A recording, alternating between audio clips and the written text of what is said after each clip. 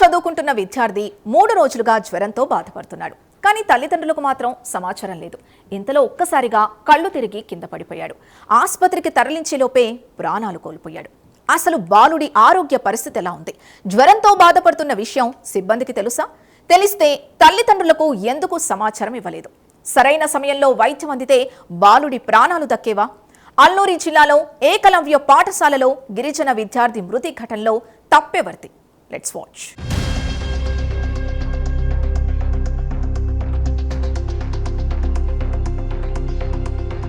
అల్లూరి సీతారామరాజు జిల్లా జీకే వీధి మండలంలో ఏకలవ్య పాఠశాలలో విషాదం జరిగింది. కొయ్యూరు మండలం తాటిమనుపాలెంకు చెందిన పాంగి దినేష్ కుమార్ ఏకలవ్య పాఠశాలలో 7వ తరగతి చదువుతున్నాడు. తల్లిదండ్రులు తమ కుమారుణ్ణి హాస్టల్లో ఉంచి చదివిస్తున్నారు. ఎప్పట్లాగే పాఠశాలలో చదువుకుంటున్న దినేష్ కుమార్ గత 3 రోజులుగా జ్వరంతో బాధపడుతున్నాడు. అయితే అనారోగ్యంతో ఉన్న బాలుడి ఆరోగ్య పరిస్థితిపై తల్లిదండ్రులకు సమాచారం అందిందా లేదా అన్నదే ఇప్పుడు కీలకంగా మారింది. తమ కుమారుడికి జ్వరం వచ్చిన విషయాన్ని తమకు పాఠశాల సిబ్బంది చెప్పలేదని తల్లిదండ్రులు ఆరోపిస్తున్నారు. కనీసం ఇంటికి సమాచారం ఇచ్చున్నా తమ కుమారుణ్ణి ఆసుపత్రికి తీసుకువెళ్లేవారమని వారు ఆవేదన వ్యక్తం చేస్తున్నారు.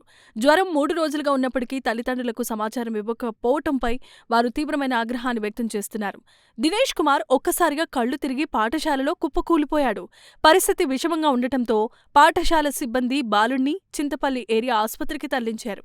కానీ అప్పటికే దినేష్ కుమార్ మృతి చెందినట్లు వైద్యులు తెలియజేశారు. దీంతో అప్పటి వరకు తమ కుమారుడు కోలుకొని తిరిగొస్తాడని ఎదురుచూస్తున్న తల్లిదండ్రులకు ఊహించని విషాదం ఎదురైంది.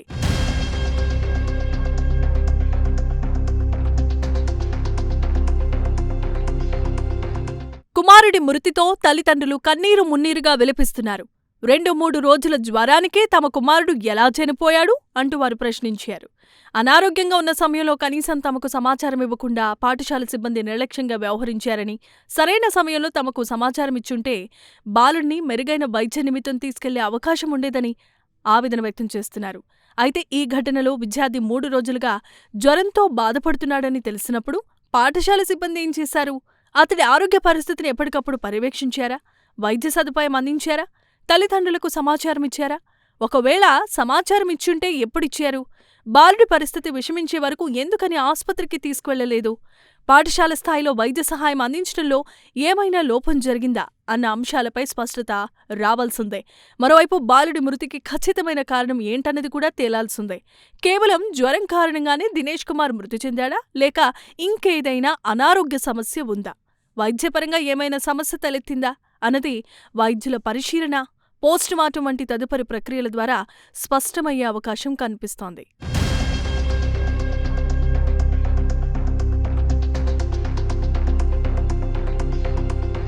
కాబట్టి ప్రస్తుతం తల్లిదండ్రులు చేస్తున్న నిర్లక్ష్య ఆరోపణలు దర్యాప్తులో నిర్ధారించాల్సి ఉంది. తమ కుమారుడి మృతికి పాఠశాల సిబ్బంది నిర్లక్ష్యమే కారణమని ఆరోపిస్తున్న తల్లిదండ్రులు బాధ్యులపై తక్షణ చర్యలు తీసుకోవాల్సిందిగా డిమాండ్ చేస్తున్నారు. అయితే ఆరోపణలు నిజమా కాదా అన్నది విచారణలో తేలాల్సి ఉంది. ఒకవేళ సిబ్బంది నిర్లక్ష్యం కారణంగా బాలుడి ఆరోగ్యం విషమించుంటే బాధ్యులపై కఠిన చర్యలు తీసుకోవాల్సిందే. అదే సమయంలో అనారోగ్యానికి సహజ కారణాలే కారణమని తేలితే ఆ విషయాన్ని కూడా స్పష్టంగా వెల్లడించాల్సిన బాధ్యత అధికారులపై ఉంటుంది. మరోవైపు ఈ ఘటనతో అల్లూరి జిల్లాలో గిరిజన విద్యార్థుల వసతి, ఆరోగ్యం, భద్రతపై మరోసారి ఆందోళనలు వ్యక్తమవుతున్నాయి. ఆశ్రమ, ఏకలవ్య పాఠశాలలో చదువుకునే విద్యార్థుల కుటుంబాలకు కుటుంబాలకు దూరంగా ఉంటారు. అనారోగ్యానికి గురైనప్పుడు వెంటనే తల్లిదండ్రులకు సమాచారం ఇవ్వటం, అవసరమైన వైద్యం అందించటం, పరిస్థితి తీవ్రంగా ఉంటే ఆలస్యం చేయకుండా ఆసుపత్రికి తరలించటం పాఠశాల యాజమాన్యంపై ఉండే కీలకమైన బాధ్యత. ఈ విషయంలో ఎక్కడైనా నిర్లక్ష్యం జరిగితే దాని ప్రభావం నేరుగా విద్యార్థి ప్రాణాలపైనే పడే ప్రమాదం ఉంటుంది.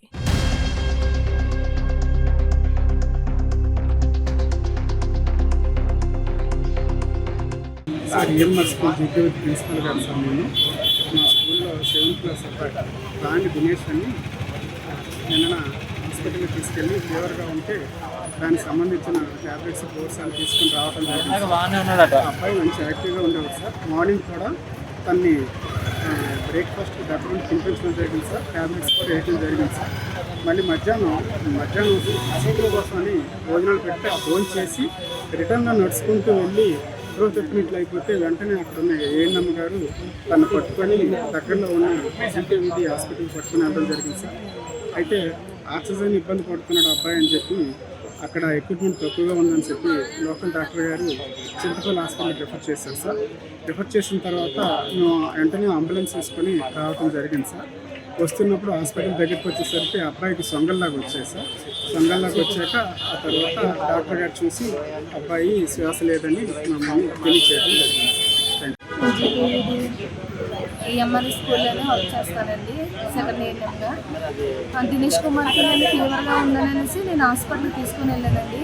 తీసుకొని వెళ్ళినప్పుడు పీవీఎల్ వచ్చింది సార్, పిఎఫ్ అని వచ్చిందండి. వస్తే వాళ్ళు ట్రీట్మెంట్ రాశారండి. నేను నా ట్రీట్మెంట్ వెళ్ళిందండి. ఈరోజు నైట్ కూడా నేను గింజాన్నం గట్ట అన్నీ ఇచ్చాను, బాగానే ఉన్నాడు. ఈరోజు మార్నింగ్ కూడా గింజాన్నం తిన్నాడండి.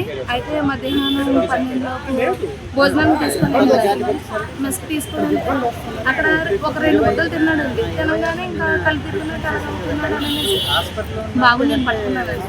పట్టుకోగానే ఏమవుతుంది బాబు అని అనేసానంటే నేను తినలేను మేడం అని అనేసి అన్నాడండి. అనగానే నేనేం చేశానంటే ఇంకా ఆ బాబుని 2 స్టెప్స్ బాబే దిగేశాడండి గబగబా. దిగంగానే నేను పక్కనే ఉన్నానండి, బాబుని పట్టుకొని నేను పట్టుకొని ఉన్నాను, నడుస్తున్నాను. నడిచేటప్పటికి ఇంకా నా మీదకి ఇలాగా తల వాల్చేసాడండి. వాల్చగానే ఇంక బాబుని ఇలాగా ఎత్తేసుకొని వెంటనే నేను మాకు వంట చేస్తారండి వెంకటేశ్వర్ అని, ఆయన బండి మీద జీకేవి హాస్పిటల్ తీసుకొని వెళ్ళాను సార్. ఈరోజు మధ్యాహ్నం 1:30, 1:40 ఆ ప్రాంతంలో పాంగి దినేష్ కుమార్ అనే అబ్బాయి 7వ తరగతి చదువుతున్నాడు. జీకేవిది ఏకలవ్య హాస్టల్లో ఆ అబ్బాయి చదువుతున్నాడు. ఆ అబ్బాయి అయితే మా క్యాజువాలిటీకి 1:30, 1:40 ఆ ప్రాంతంలో తీసుకొచ్చారు. బట్ తీసుకొచ్చినప్పుడే ఆ అబ్బాయి ప్రాణాలతో అయితే లేదు, అది బ్రాడెడ్గా నిర్ధారించుకున్నాము. తర్వాత పల్స్, ఈసీజీ అవి కూడా చెక్ చేసాము, ఏవి రికార్డ్ అవ్వలేదు. ఈసీజీలో కూడా ఫ్లాట్ లైన్ వచ్చేసాము, అది బ్రాడెడ్గా నిర్ధారించుకున్నాము. దినేష్ కుమార్ మృతి ఆ కుటుంబానికి తీరని విషాదాన్ని మిగిల్చింది. చదువు కోసం తల్లిదండ్రులకు దూరంగా ఉన్న బాలుడు తిరిగి రాని లోకాలకు వెళ్లిపోవడంతో కుటుంబ సభ్యుల వేదన వర్ణించలేనిది. ఈ ఘటన తర్వాత విద్యార్థుల సంరక్షణ విషయంలో మరింత బాధ్యతాయుతమైన వ్యవస్థ అవసరమనే అంశం తెరపైకొచ్చింది. బాధ్యత ఎవరిదైనా ఓ విద్యార్థి ప్రాణం పోయిన తర్వాత న్యాయం కోసం ఆ కుటుంబం ఎదురు చూడాల్సిన పరిస్థితి రాకుండా ఇలాంటి ఘటనలపై అధికారులు కఠినంగా వ్యవహరించాల్సిన అవసరం ఉంది.